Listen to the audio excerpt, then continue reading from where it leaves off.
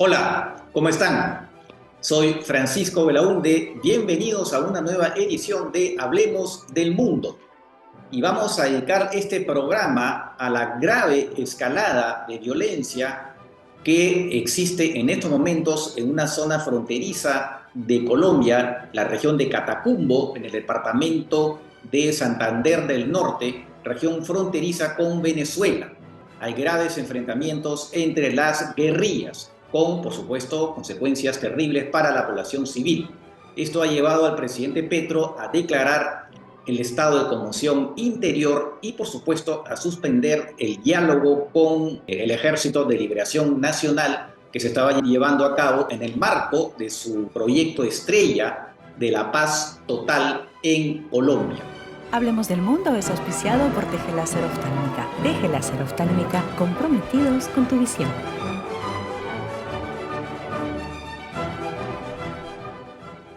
Como les decía entonces, pues hay una grave escalada de violencia en Colombia.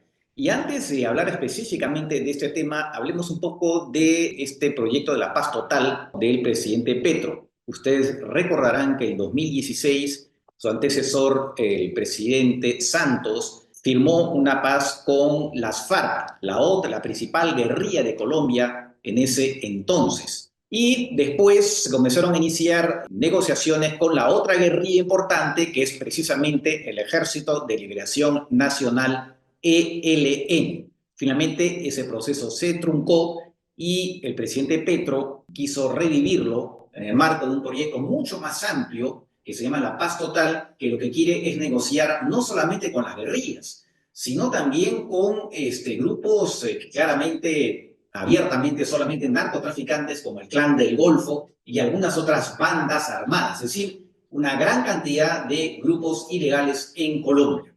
Y bueno, en ese marco es que el presidente Petro pues inaugura los diálogos con el ELN. Ahora, la diferencia de lo que pasó con la negociación con la FARC en la época del presidente Santos es que en esta oportunidad el presidente Petro pactó ceses del fuego bilaterales. Porque en la época de Santos no fue así. Santos negoció con la FARC, pero no interrumpió, pero para nada, las operaciones militares contra esa guerrilla, ¿no?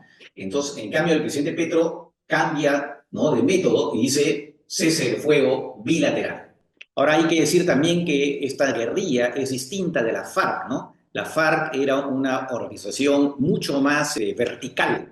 En cambio, el Ejército de Liberación Nacional es una organización más bien horizontal, donde los frentes, diferentes frentes repartidos en territorio colombiano, sus líderes tienen cierta autonomía. Entonces, cada negociación implica que entre ellos se pongan también de acuerdo, lo cual evidentemente hace más difícil la negociación. Y ahora sí, pasamos al tema de los enfrentamientos en el Catacumbo. Es una región que queda en el departamento del norte de Santander, fronteriza con Venezuela. Y es una zona donde hay grandes extensiones de cultivos de coca, donde hay laboratorios también para producir cocaína, y además es una zona de la ruta de la droga hacia Venezuela y de ahí hacia los mercados internacionales. O sea, es una zona digamos, estratégica para el crimen organizado. Y entonces ahí, de pronto, empezó hace unas semanas un enfrentamiento entre el Ejército de Liberación Nacional y unas disidencias de la FARC que no fueron parte del acuerdo con Santos. Y el enfrentamiento es ese, ¿no? El enfrentamiento es precisamente por el control de esa zona. ¿Y qué cosa significa ese enfrentamiento? El Ejército de Liberación Nacional, que es mucho más fuerte que esas disidencias, llevó combatientes al Catacumbo y lo hizo a través de territorio venezolano, nada menos, porque efectivamente hay presencia del Ejército de Liberación Nacional de Venezuela con aparentemente la anuencia del gobierno venezolano. Es más, esta guerrilla es prácticamente binacional. Aparentemente incluso hay más venezolanos que colombianos en esa guerrilla, lo cual dice un poco, efectivamente, cómo es una guerrilla que ha escapado un poco al panorama puramente colombiano.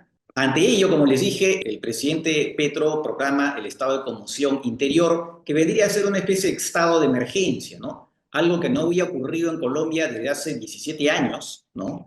Y que implica, por lo tanto, una serie de condiciones. Por ejemplo, se suspenden las garantías constitucionales, por ejemplo, de reunión, la gente puede ser arrestada sin orden judicial y, bueno, permite una mayor intervención de las Fuerzas Armadas. Se ha decretado en esa zona de Catatumbo por 90 días, aunque puede ser renovado por 2 veces más, ¿no? Y lo interesante acá, y esa es una diferencia con otras situaciones en otros países, es que ese estado de conmoción interior le permite al gobierno crear nuevos impuestos. Ustedes saben que en general, una vez que el presupuesto se establece durante la votación del presupuesto, se determinan cuáles son los impuestos que van a existir en el país durante el ejercicio fiscal, que es todo un año. Pues en Colombia, curiosamente, ese estado de conmoción le permite al gobierno crear nuevos impuestos fuera de lo que se ha dicho en el presupuesto general de la República.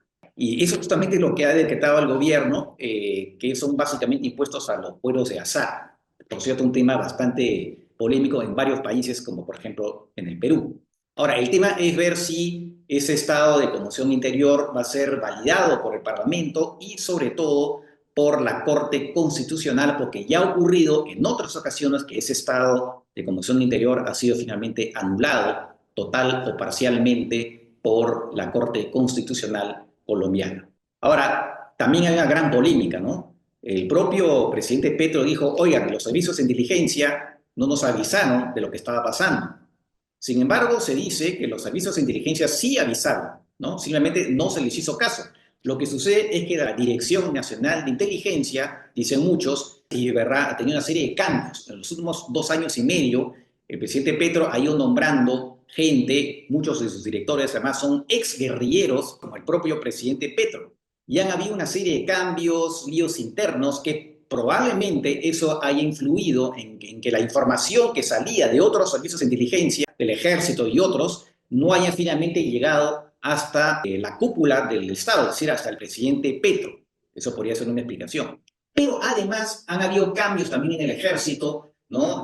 Tras el acuerdo con la FARC, un poco que se dieron cambios para de alguna manera adaptar el ejército a una situación de mayor paz. No se previó aparentemente estas disidencias y además últimamente se ha descabezado también la cúpula, ¿no?, de las Fuerzas Armadas y todo eso aparentemente ha debilitado al ejército colombiano y eso habría influido en que ahora pues el Ejército de Liberación Nacional que más bien se ha beneficiado, según dicen los críticos, del cese del fuego bilateral, pues ahora puede actuar con mucha mayor libertad y potencia que hace un tiempo. Y bueno, estamos en esta situación, el gobierno ha decretado el envío de más soldados a la zona, porque además ahí tiene que atenderse pues a los refugiados. Más de 40.000 personas, ¿no?, de pobladores han tenido que salir de la zona.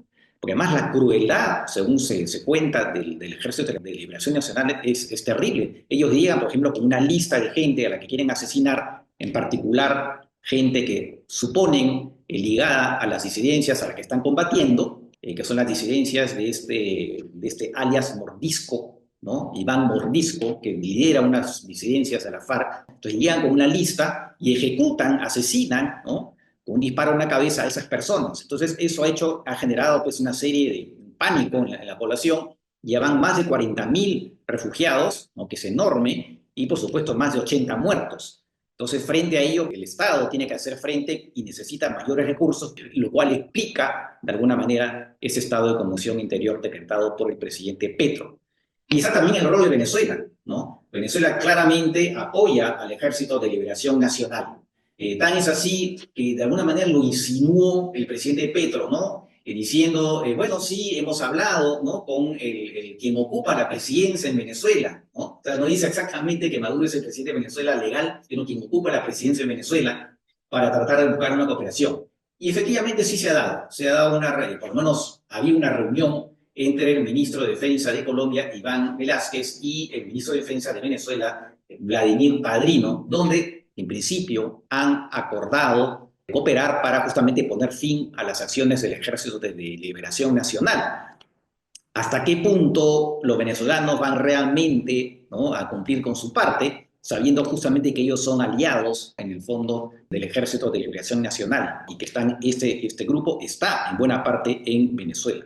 Y entonces, bueno, en medio de todo ello, las órdenes de captura que habían sido suspendidas para varios miembros del Ejército de Liberación Nacional mientras había estas negociaciones, estos diálogos, pues han sido restablecidas y habrá que ver si Venezuela, por ejemplo, efectivamente va a remitir a las autoridades colombianas a aquellos miembros del Ejército de Liberación Nacional bajo las zonas de captura, o más bien los envía a Cuba, donde ahí van a estar totalmente protegidos. Ahí va a haber otra prueba de si efectivamente el gobierno venezolano es sincero en apoyar a Colombia en luchar contra esta guerrilla.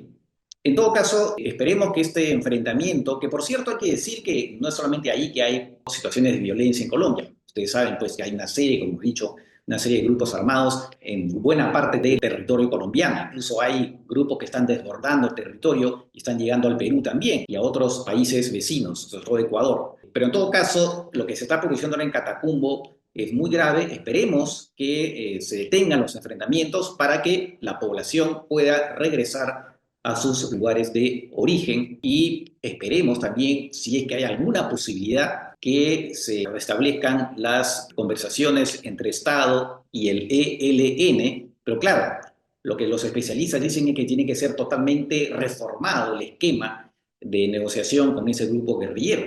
Tal vez habría que ver la forma que no sea bajo un esquema de cese el fuego bilateral, porque lo que hace es, lo que se ha visto es que ha reforzado más bien a ese grupo, ¿no? Pero en fin, son cosas que ya quedan a criterio de las autoridades colombianas. Hemos llegado así al final de este programa. Que estén bien, cuídense y nos vemos en la próxima. Chao, chao.